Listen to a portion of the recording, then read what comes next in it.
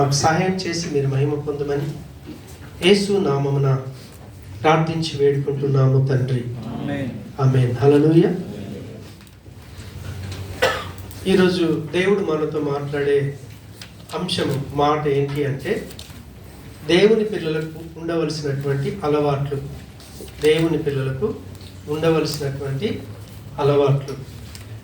అయితే దేవుని ఎరగని ప్రజలకి దేవుని ఎరిగిన ప్రజలకి అలవాట్లలో వాడుకలో తేడా ఉంటుంది. దేవునికి స్తోత్రం.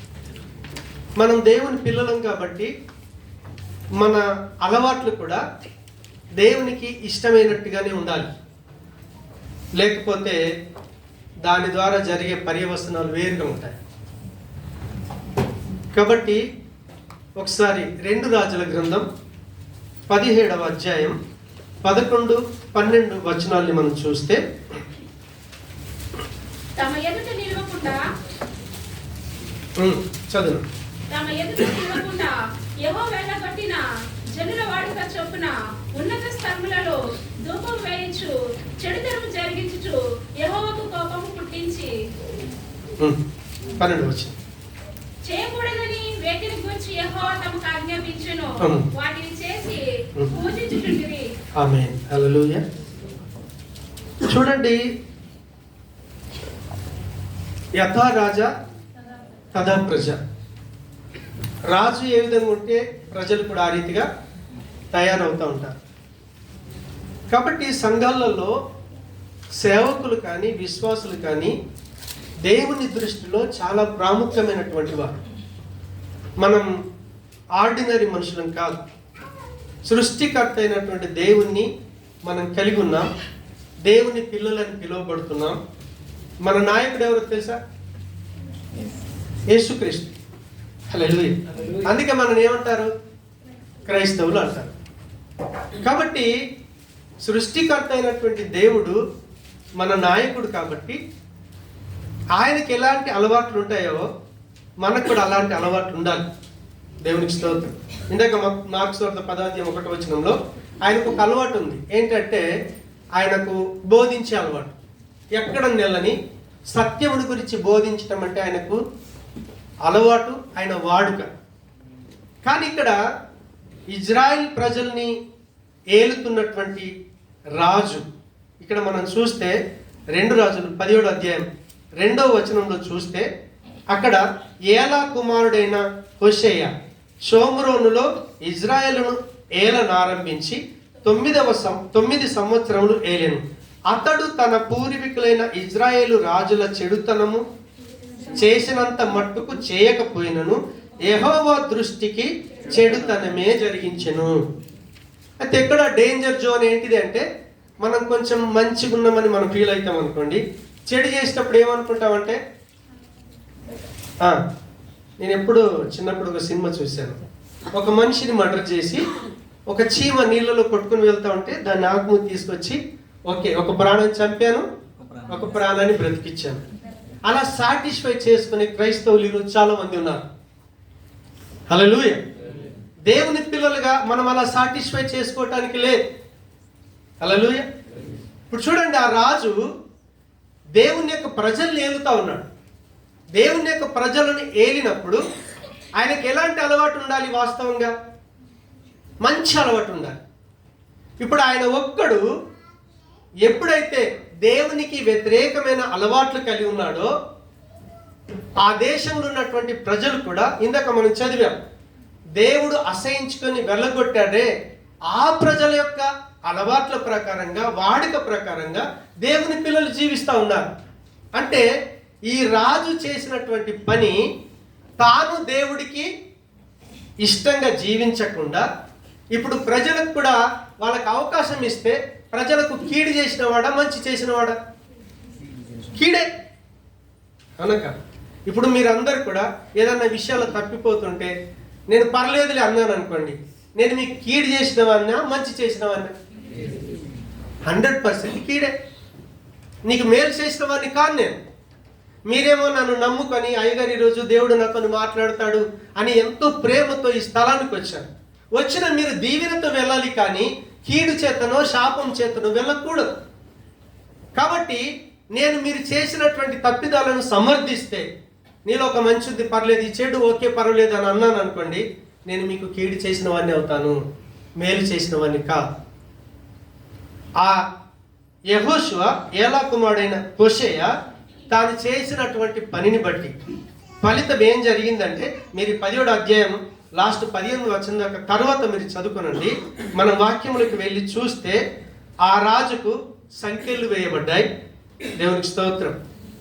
రాజు ఇంకొక వాడిని పట్టుకొని బంధించండి అంటే బంధించే స్థితి. కానీ చివరికి ఏమొచ్చిందంటే తన చేతులకే సంఖ్యలు వచ్చేసాయి, తాను బంధించబడ్డాడు. మనం ఎప్పుడైనా సరే మన అలవాట్లు చెడు గనక ఉంటే అవి మనల్ని ఏం చేస్తాయి తెలుసా? మనల్ని కట్టేస్తాయి, మనల్ని బంధించేస్తాయి. మనం ఇంకొకరికి కీడు చేసే వాళ్ళమే తయారవుతాం తప్ప మేలు చేసే వాళ్ళము కాదు. కాబట్టి అలా కీడు చేసేటటువంటి ప్రజల గురించి దేవుని యొక్క వాక్యం ఏం చెప్తుంది అని అంటే, ఒకసారి ఇర్మియా గ్రంథం 13వ అధ్యాయం 23వ వచనం చూద్దాం.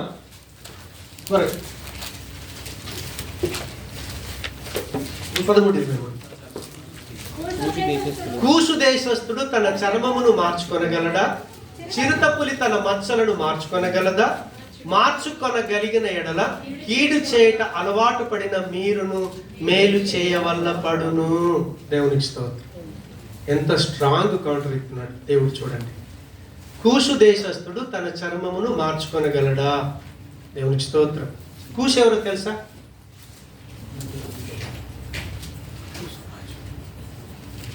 నోవహు కుమారులో ఒక కుమారుడి పేరు హాము. హాము ఫస్ట్ కొడుకు పేరు కూసు. ఇప్పుడు దాన్ని ఏమంటామంటే ఇథియోపియా దేశం తెలుసు కదా, ఇథియోపియా దేశం అన్నమాట. ఇథియోపియా దేశస్తుల గురించి ఏం చెప్తున్నాడంటే, వాళ్ళ చర్మము నున్నగా నల్లగా ఉంటుంది. దాన్ని వాళ్ళు మార్చుకోగలుగుతారా? మార్చుకోలేదు. చిరుతపల్లి మచ్చల్ని మార్చుకోగలుగుతుందా? మార్చుకోలేదు. అంటే బయటికి కనిపించే శరీరం యొక్క గుణలక్షణాన్నే ఒక వ్యక్తి మార్చుకోకపోతే లోపల ఉన్న అంతరంగాన్ని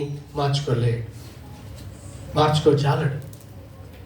ఎందుకంటే దేవుని యొక్క వాక్యం ఇర్మియా 17:9 ఏముంటుంది తెలుసా? హృదయం అన్నిటికంటే మోసకరమైనది. ఎంతో అద్భుతమైన పరిచర్య చేసినటువంటి అపోస్తలుడైన పౌలు రోమపత్రిక 7వ అధ్యాయం 18 అంటాడు, అసలు నా శరీరంలో ఏది మంచిది ఉన్నట్టుగా నాకు కనిపించట్లేదు. 21వ వచనానికి వెళ్ళేసరికి అంటాడు, అయ్యో నేను మేలు చేయాలనుకుంటున్నాను కానీ నేను కీడే చేస్తున్నాను. కారణం ఏంటి? పాపంలో పడిపోయినటువంటి మనందరిలో మనలో ఉన్నటువంటిది పాపపు యొక్క నియమం. మనం మంచి చేద్దామన్న అవ్వదు కానీ కీడు మాత్రం చేయగలుగుతాం. మనలో ఉన్నటువంటి స్వభావం అది. కానీ దేవుని యొక్క మహాకృప, మనం ఏదైతే మన జీవితాన్ని మార్చుకోలేని స్థితిలో ఉన్నటువంటి వ్యక్తి ఒకవేళ గనక దేవుని వైపు చూడగలిగితే దేవుడు ఏం చేస్తాడో తెలుసా? ఆ మనిషి హృదయాన్ని మార్చేస్తాడు. రోమ 8:1 ఏముంటుంది చెప్తారా? మనం యేసుక్రీస్తులోకి వచ్చాం కదా, ఇంకా మనకే శిక్ష విధి ఉండదు. ఎందుకు అనుకోరంటే, ఒక వ్యక్తి ఎప్పుడైతే యేసుక్రీస్తుని నిజంగా ఆయన దేవుడిగా, విమోచకుడిగా, ఆయన నీ జీవితానికి ప్రభువుగా నీ హృదయపూర్వకంగా ఎప్పుడైతే నువ్వు అంగీకరిస్తావో, యేసు ప్రభు శరీరంలో మన శరీరంలో తేడా ఏంటి అని అంటే, మన శరీరంలోనేమో పాప నియమం ఉంది. మనకు పాపం గురించి ఎవడు చెప్పాల్సిన పని లేదు, బూతు మాటలు ఎవడు నేర్పాల్సిన పని లేదు. కానీ క్రీస్తు ఆయన మనిషే, మరియ యోసేపుల కొడుకే, జనసంఖ్యలో రాయబడ్డాడు. ఆయన పిలాతు కూడా అంటాడు, ఇదిగో ఈ మనుష్యుడు. ఆయన మనిషి, కానీ ఆయన శరీరంలో ఆత్మ నియమం ఉంది. ఈ ఆత్మ నియమం ఎప్పుడైతే యేసు క్రీస్తును మనం హృదయపూర్వకంగా స్వీకరిస్తామో మన హృదయాన్ని మార్చేస్తాడు ఆయన. అందుకే పరమాత్ముడికి శరీరంతో సంబంధం లేదు. కానీ ఏ పాప శరీరంతోని మానవులు చెడు చేసి నరకానికి వెళ్తున్నారో ఆ మానవాళిని రక్షించడానికి ఆత్మస్వరూపుడైన పరమాత్ముడు శరీరంలోకి దిగి రావాల్సి వచ్చింది.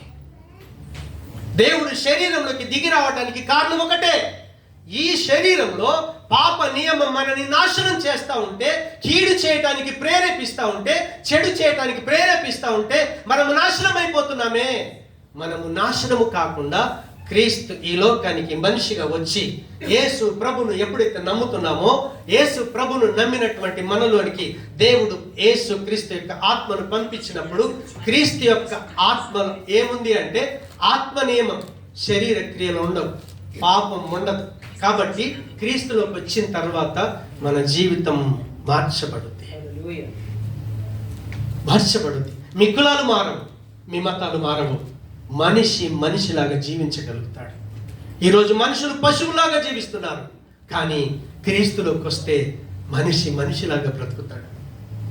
ఎప్పుడైతే దేవుడు మనల్ని శిక్షిస్తూ ఉంటాడు, మన జీవితంలో కష్టాలు తీసుకొస్తుంటాడో, అప్పుడు మనం ఏం చేయాలో తెలుసా? ప్రేమపూర్వకంగా దాన్ని స్వీకరించాలి.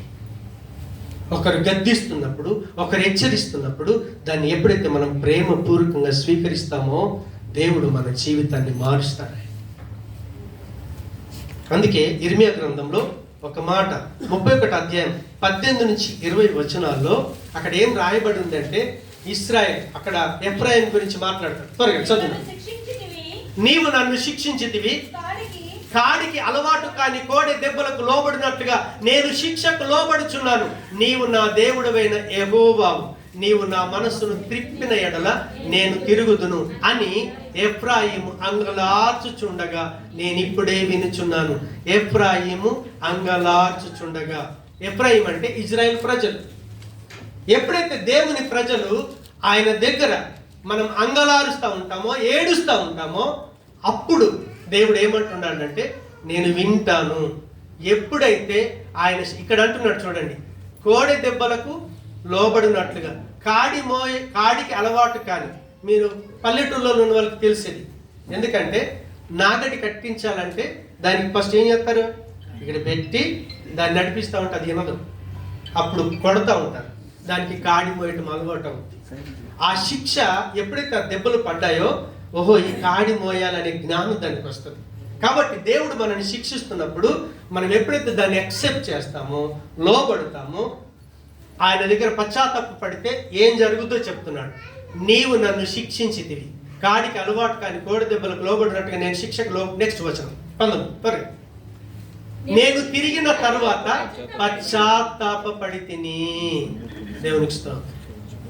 ఎప్పుడైతే ఆ శిక్షను యాక్సెప్ట్ చేస్తామో, తిరగబడితే చాప్టర్ క్లోజ్. యాక్సెప్ట్ చేస్తే పశ్చాత్తాపం అవుతుంది. పశ్చాత్తాప పడితిని, నేను సంగతి తెలుసుకొని తొడచర్చుకొని నా బాల్యకాలమందు కలిగిన నిందను భరించుచు నేను అవమానము సిగ్గు నొంది తిని, సిగ్గు పడి తిని. మనకు బుద్ధి వచ్చిన తర్వాత ఏమవుతాం తెలుసా? తప్పెనుకు వాడు ఏం చేశాడు? తండ్రి దగ్గరికి పోయి, అయ్యా నేను నీ కొడుకును అనిపించుకుంటానికి కూడా నాకు అర్హత లేదయ్యా. ఎందుకో తెలుసా? ఆ చేసిన పనులన్నీ జ్ఞాపకం చేసుకుంటే నాకు సిగ్గు అనిపిస్తుంది. అలా చేయాల్సింది కాదు, అది మనసులోకి వస్తేనే నేను తలెత్తుకోలేకపోతున్నాను. ఆ రీతిగా ఒక వ్యక్తి ఎప్పుడైతే పశ్చాత్తాప పడతాడో, పశ్చాత్తాపం ఆ వ్యక్తి యొక్క జీవితాన్ని మార్చేస్తుంది.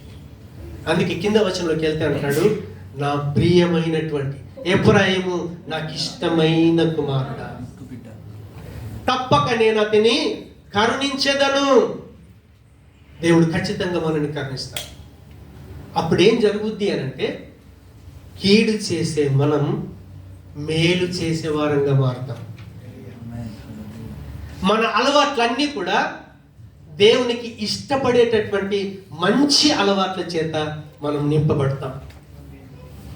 కాబట్టి దేవుని పిల్లలకు ఎలాంటి అలవాట్లు ఉండాలి అంటే, ఒకసారి మన నాయకుడు యేసు ప్రభు కదా, అవునా కాదు? యేసు ప్రభుని గురించి మనం తెలుసుకున్నారంటే ఆయనకు ఆ లక్షణాలు ఎక్కడికి వెళ్ళి వచ్చినాయి అని అంటే అలా తల్లిదండ్రుల దగ్గరికి వెళ్ళి. దేవునికి స్తోత్రం. ఒకసారి చూద్దాం, ఆ మాట చూద్దాం. లూకా సువార్త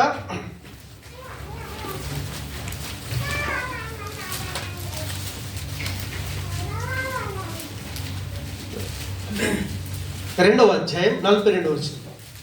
ఆయన 12 వాడై ఉన్నప్పుడు ఆ పండుగను ఆచరించుటకై వాడుక చొప్పున వారు యెరూషలేమునకు వెళ్ళిరి.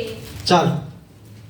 యేసు ప్రభు తల్లిదండ్రులు ఉన్నారు కదా, మరియ యోసేపులు, వాళ్ళకు ఒక వాడుక ఉంది, అలవాటు ఉంది. ఏంటి? ఖచ్చితంగా దేవుని సముఖానికి వెళ్ళాలి. మనం ఉన్నాం కదా, మనం వెళ్ళేటప్పుడు మన పిల్లల్ని విడిచిపెట్టి రాకూడదు. ఆడు ఆడుకుంటాడులే, ఆడు ఇప్పుడు చదువుకుంటున్నాడులే, వాడికి ఎగ్జామ్ ఉందిలే, విడిచిపెట్టకూడదు. యేసు ప్రభుల వారి యొక్క తల్లిదండ్రులు, వాడికి 12 సంవత్సరాల వయసు వచ్చింది, తీసుకుని వెళ్ళారు. అంతేందుకు, యేసు ప్రభు పుట్టిన 8వ నాడు యేసు ప్రభుని తీసుకుని యెరూషలేము మందిరానికి వెళ్ళారు. తల్లిదండ్రులకు అలవాటు ఉంది కాబట్టి అలవాటు పిల్లలకు వస్తుంది. మనకేం అలవాటు ఉండాలా? సండే వచ్చిందా, దేవుని సముఖానికి వెళ్ళాలనే అలవాటు ఉండాలి. ఇది మంచి అలవాటు.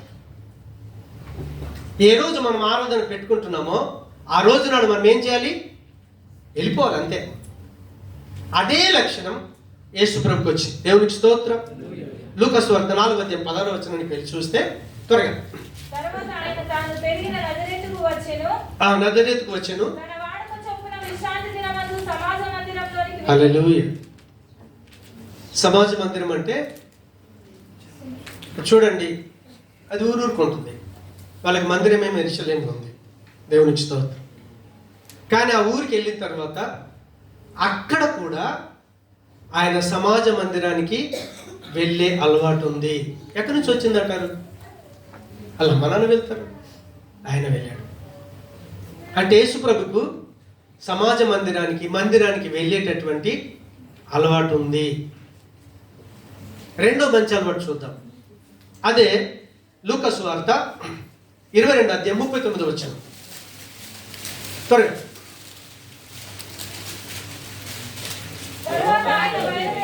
తర్వాత ఆయన బయలుదేరి తన వాడుక చొప్పున ఒలీవల కొండకు వెళ్ళగా శిష్యులను ఆయన వెంట వెళ్ళిరి. దేవునికి స్తోత్రం. ఆయనకు ఒక అలవాటు ఉంది. ఎక్కడికి? ఒలీవ కొండ దగ్గరికి. ఒలీవ కొండ దగ్గర ఏముంది అనేది మనకు అర్థం కాదు. ఎప్పుడైనా సరే ఆ ఒలీవల కొండ యెరూషలేముకు దగ్గరగా ఉంది. రెండవదిగా మనం చూస్తే ఒలీవల కొండకు పశ్చిమాన గెత్సేమనే అనే తోటలు ఉన్నాయి. గెత్సేమనే అనే తోటలు ఉన్నాయి. మీరు అదే మత్తయి సువార్త 26 వెళ్ళి 36 చూస్తే అక్కడ యేసు ప్రభుల వారు గెత్సేమనే తోటకు వెళ్ళి ఆయన ప్రార్థన చేస్తున్నట్టుగా మనం చూస్తాం. శిష్యులను తీసుకుని వెళ్ళాడు. మీరు ఇక్కడ కూర్చోండి, నేను అక్కడికి వెళ్ళి ప్రార్థన చేస్తాను. మనం రెగ్యులర్గా ఒక స్థలానికి వెళ్తున్నాం అనుకోండి, ఫలానా టైంకు ఖచ్చితంగా వీళ్ళు అక్కడ ఉంటారు, అక్కడ కలవచ్చు. హల్లెలూయా. ఇప్పుడు మీరు క్రైస్తవులు కదా, మనం క్రైస్తవులం కదా. సండే 1 గంటకు వచ్చిందంటే అది ఎక్కడ దొరకరు? వాళ్ళు ఎక్కడ దొరుకుతారు? చర్చికనే దొరుకుతారు. బయట వాడికి ఈ విషయం తెలవాలి. బయట వాళ్ళకి ఏం తెలవాలి? వీళ్ళు ఎక్కడ దొరకరు, వాళ్ళని కలుసుకురాలంటే చర్చ్ దగ్గరికే వెళ్ళాలి. అక్కడైతేనే మనం, అంటే మన ప్రవర్తన, మన అనుదిన జీవితం, ప్రతి సండే జీవితం బయటోడికి తెలిసిపోవాలి. ఖచ్చితంగా వీళ్ళు ఆగరు, ఖచ్చితంగా మందిరానికి వెళ్తారు. అది కరెక్టేనా అని అంటే ఒకసారి యోహాను సువార్త 18 ఒకసారి చూద్దాం. 2వ వచనం.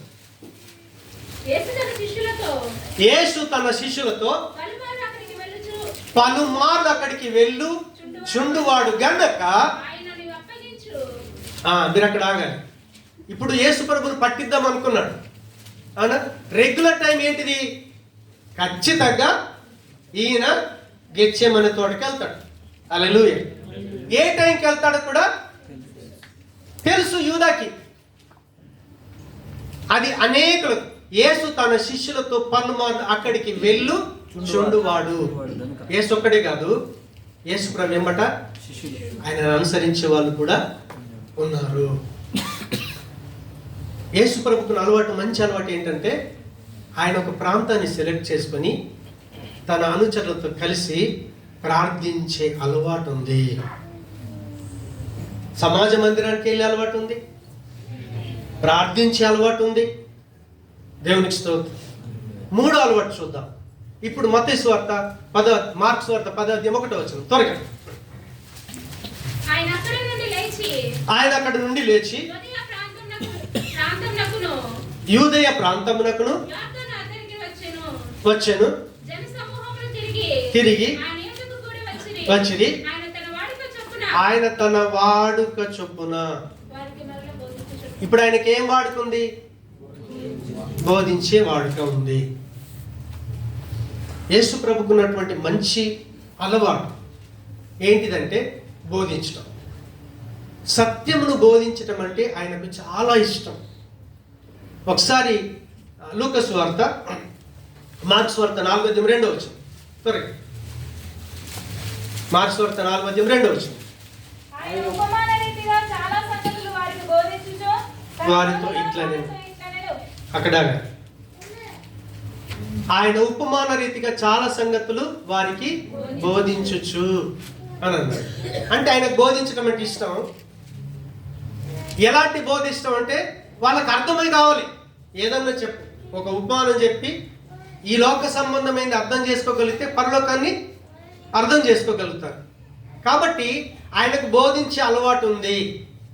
అదే 6వ అధ్యాయం మార్కు సువార్త 6:6 త్వరగా.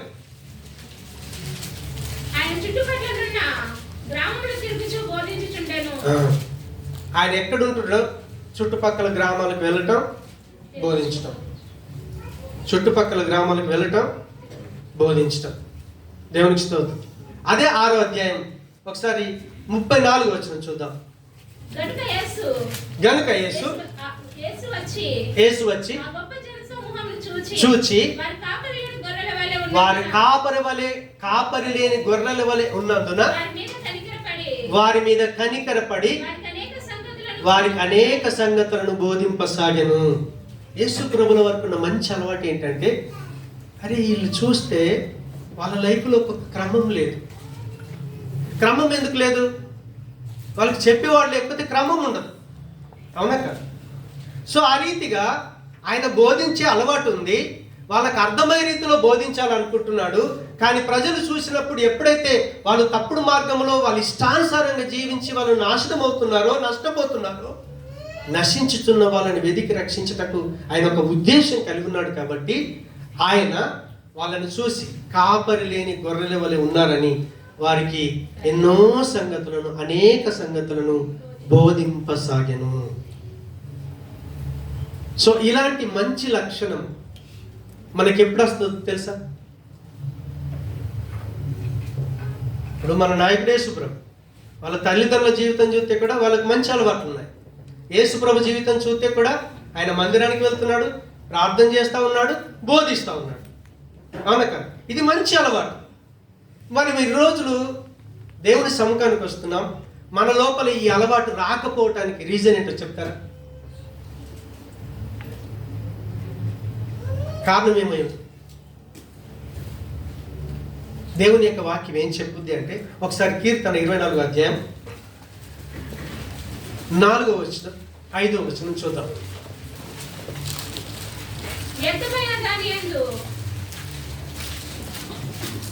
4:5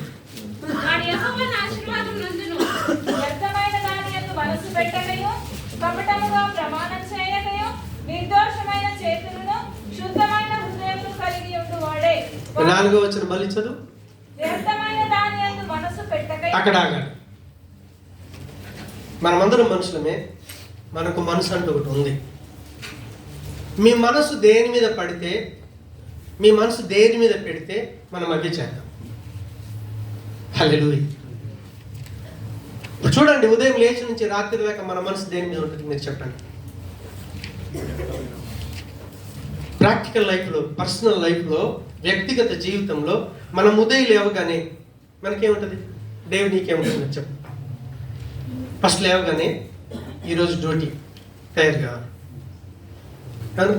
రెండోది సడన్ ఇంటికి ఫోన్ చేశాం, ఇంటికాడ అప్పులో లేకపోతే ఎవరు తిట్టారో, ఎన్నో ఒక్కొక్కరికి ఒక్కొక్క రకం సమస్యలు ఉంటాయి.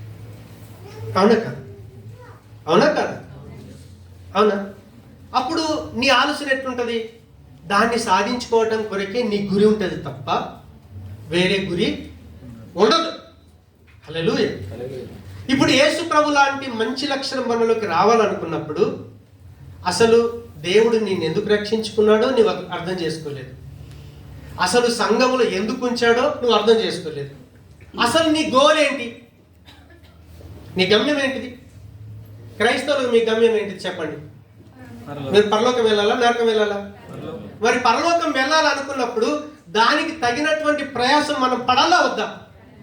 ఆలోచన చేయాలా వద్దా? నువ్వు జాబ్కి వెళ్ళాలనుకున్నావు, అక్కడికి వెళ్ళిన తర్వాత ఆయన నీకు ఏ పని చెప్పాడో దాన్ని పర్ఫెక్ట్ చేయడం కొరకు మనం ఎంత బుర్ర ఉపయోగిస్తాం? అవునా కదా? మరి ఇప్పుడు పరలోకం కొరకు నీ ఆలోచన గురి ఉంటే నువ్వు లేవగానే నీ ఆలోచన ఏముంటుంది తెలుసా? ఫస్ట్ దేవుడితో మాట్లాడతావు. ప్రభా, ఈరోజు ఎన్ని పనులు చేసినా సరే ఆ పనులన్నీ వేరు, కానీ నువ్వు నన్ను ఎందుకు రక్షించుకున్నావు? నువ్వు ఆలోచన చేసావనుకో, నేను ఎందుకు రక్షించుకున్నాడో నీకు అర్థమైపోతుంది. యేసు ప్రభుల వారిని తండ్రి అయిన దేవుడు ఎందుకు పంపించాడు భూమికి? రక్షించిపోయేటోళ్ళు రక్షించబడాలి, పాపులు పరిశుద్ధులు కావాలి, అనీతిమంతులు నీతిమంతులు కావాలి, చెడ్డోళ్ళు మంచోళ్ళు కావాలి. మరి నీ అనుదిన లైఫ్లో నువ్వు పని చేసినా ఏది చేసినా, ప్రభా నేను పవిత్రంగా ఉండాలి, నేను నీట్గా ఉండాలి, ఈరోజు నేను మంచోడిగానే ఉండాలి. నీ ఆలోచన ఉంటే చెడ్డ పనులు చేస్తారా మీరు? నేను మంచోడు ఉండాలని నీ గోల్ ఉంటే నీ డ్యూటీలో కావచ్చు, ఎక్కడైనా కావచ్చు, నీ ఆలోచనలు పవిత్రంగా ఉంటాయి. నీ మనసు మంచితో నిండిపోతే నువ్వే పని చేసినా చెడ్డ నీతి నీలో కలిగి ఉండవు, మంచి నీతిని కలిగి ఉంటావు. అందుకే అక్కడ అంటున్నాడు, వ్యర్థమైన దాని యందు నువ్వు మనసు పెట్టకుండా కపటముగా ప్రమాణము చేయకయు, నిర్దోషమైన చేతులను శుద్ధమైన హృదయము కలిగి ఉండు వాడే. అడికి ఏమిస్తాడో తెలుసా దేవుడు? నీ లైఫ్లో మంచి అలవాటు. యేసు ప్రభు ఏ వాడుక కలిగి ఉన్నాడో అదే వాడుక మనకిస్తాడు. కానీ దేవుని పిల్లలుగా మనం ఉదయం నుంచి రాత్రి దాకా పడుకొని తిరిగి లేచిన మన ఆలోచనలన్నీ కూడా వ్యర్థమైన దాని యందు దయచేసి మనసు పెట్టకండి. ఈ రోజు నుంచైనా దేవుడిని అడగండి. దేవుడు డ్యూటీ చేయొద్దని లేడు, పెళ్లి చేసుకోవద్దని లేదు, పిల్లల్ని కనలద్దు అంటున్నాడు, ఏది చెప్పలేదు, అన్ని చేయమన్నాడు. దేవుడు వివాహ వ్యవస్థను ఏర్పాటు చేశాడు, చక్కటి పిల్లల్ని ఇచ్చాడు, చక్కటి పనులు ఇచ్చాడు. మీరు ఆశీర్వదించబడాలి, అభివృద్ధి చెందాలి, ఒకరికి ఇచ్చే స్థితిలోకి వెళ్ళాలి. ఇవన్నీ నీ లైఫ్లో నెరవేరుతాయి. ఎప్పుడు తెలుసా? నువ్వు వ్యర్థమైన దాని యందు మనసు పెట్టకపోతే. ఇప్పుడు నువ్వు చూడండి, నీకు మేలు చేయటమే అలవాటు అయితే దేవుడు నీకు మేలు చేస్తాడా లేదా? దేవుడు అబద్ధికుడా? ఆయన మనలాంటి అబద్ధాలు ఆడటానికి ఆయన నరుడా? కాదు, ఆయన దేవుడు. ఆయన నువ్వేది విత్తుతావో దాన్నే కోస్తావు. మొక్కజొన్న పంట ఎత్తే మొక్కజొన్ననే వస్తుంది. కాబట్టి మనం ఎప్పుడైనా సరే దయచేసి మీకెవడైనా కీడు చేసినా సరే వాళ్ళ మేలు కోరండి. కీడు చేత మేలుని ఎలా జయించాలో నేర్పే దేవుడు మన దేవుడు. కాబట్టి మీరు వ్యర్థమైన దాన్ని ఎందుకు మనసు పెట్టకండి. నిన్ను దేవుడు ఎందుకు రక్షించుకున్నాడు, ఆ గోల్తో మీరు పని చేయగలిగితే, డ్యూటీలు చేయగలిగితే మీ కంపెనీ ఆశీర్వదించబడుద్ది. ఆ లొకేషన్లో నీకు ఒక మంచి పేరు ఉంటుంది. అరే, నమ్మకంగా పనిచేస్తున్నాడు, ఎక్కడ అన్యాయం చేయట్లేదు, అవినీతి లేదు, లంచం లేదు, యథార్థంగా పనిచేస్తున్నాడు. దేవుడికి మహిమ. మనం వ్యర్థమైన ఆలోచన చేస్తే ఈ సాలి ఆలేదని అక్రమ సంపాదనకి వెళ్తాం. ఎటువంటి డబ్బు సంపాదించాలి, మనం ఏం చేసినా పర్లేదు. అలా ఉండకూడదు. మనం ఎప్పుడైతే వ్యర్థమైన దాని మీద మనసు పెట్టకుండా ఉంటామో అప్పుడు దేవుడు ఏం చేస్తాడంటే మనకు మంచి అలవాట్లు ఇస్తాడు. యేసు ప్రభు తల్లిదండ్రులాగా మందిరానికి వెళ్ళటం, యేసు ప్రభులాగా మందిరానికి వెళ్ళటం, యేసు ప్రభులాగా ఒక స్థలానికి వెళ్ళి ప్రార్థన చేయటం, యేసు ప్రభులాగా బోధించటం, మీరు ఆయా స్థలాల నుంచి వస్తున్నారు కదా, మీరున్న స్థలాల్లో ఎక్కడన్నా వెళ్ళి కూర్చొని ప్రార్థన చేస్తున్నారా? ఇన్ని సంవత్సరాలు గడుస్తుంది కదా. సపోజ్ ఫ్యామిలీస్ కావచ్చు, ఫ్యామిలీస్ వెళ్ళి, అయ్యా ఈరోజు మొన్న వారం అంటే సండే వెళ్ళాం, ఈరోజు ఒకరోజు మా ఇంట్లో ప్రార్థనలో కూర్చుందాం. దగ్గర వాళ్ళని పిలుచుకొని, మీరు ఏ ఏరియా నుంచి వస్తున్నారో ఆ ఏరియాలో ఏ ఒక్క రోజన్నా మీ లైఫ్లో ప్రార్థన చేస్తున్నారా? ఆలోచించేయండి. యేసు ప్రభుల వారి శిష్యులతో కూడి ప్రత్యేకంగా ప్రార్థన చేయటం, ప్రజలకు బోధించడం, సత్యం చెప్పటం, వాళ్ళకి ఏ రీతి అయినా సరే సత్యం అర్థం కావాలని ప్రయాసపడటం. ఈ జీవితం ఎప్పుడు వస్తుంది అని అంటే, మనం ఎప్పుడైతే వ్యర్థమైన దాని యందు మనసు పెట్టమో అప్పుడు యెహోవా మనల్ని ఆశీర్వదిస్తాడు. మంచి అలవాట్లతో, వాడుక చొప్పున అన్నాడు కదా, క్రీస్తు ఎలాంటి వాడుకలు కలిగి ఉన్నాడో అలాంటి వాడుకలను దేవుడు మనకు దయచేస్తాడు. అలాంటి జీవితాన్ని కలిగి ఉందుముగాక. ప్రార్థన చేసుకుందాం. ప్రేమగల మా తండ్రి, మీకు వందనాలు. విత్తబడిన నీ జీవపు మాటలు మా హృదయాల్లో నీరు కట్టి ఫలింపచేసి, దేవా మా అనుదిన జీవితంలో ఎక్కడ కూడా వ్యర్థమైన దాని యందు మనసు పెట్టకుండా నిర్దోషమైన చేతులు కలిగి ఉండి నీ చేత ఆశీర్వదించబడి, యేసు ప్రభులాగా, అయా ఆయన శిష్యుల్లాగా, పౌలులాగా, అయా మంచి అలవాట్లను మా జీవితంలో ఇచ్చి నీ మహిమ కొరకు సాక్షులుగా నిలబెట్టుకోమని యేసు నామమున ప్రార్థిస్తున్నాము తండ్రి. ఆమేన్.